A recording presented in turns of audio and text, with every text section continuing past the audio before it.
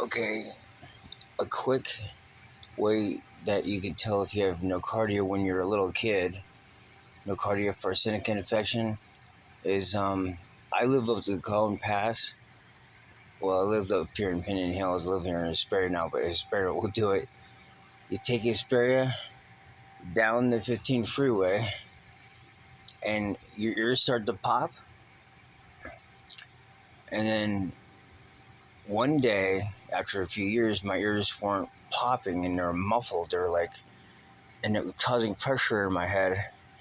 And I was like, so the pressure in my head was a clear way to tell you if you have nocardia for farcinica infection. And then when I'd come home, they would start to kind of change a little bit. And I would tell my dad that the pressure in my head when I go down the hill, because my body was used to living up at higher elevation, Pinion Hills, and then I would drive down in Down Bar. And I always tell them the pressure in my head, it would change. It was changing because the stuff that tried to kill me here in 2022, the nocardia farcinica infection, it's this snotty ass crap. I'm always coughing and gagging up this shit for fucking since 1990s. But I remember my ears getting muffled, and I go, wow.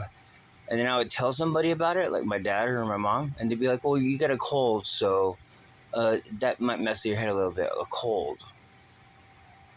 No, it's nocardia farcinica infection messing with my head and destroying my ears.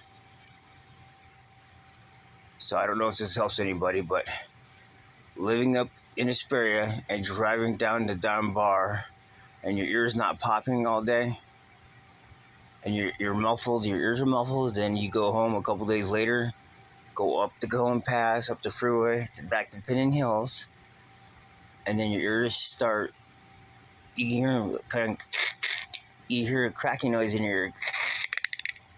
You're just like, this is what it sounds like.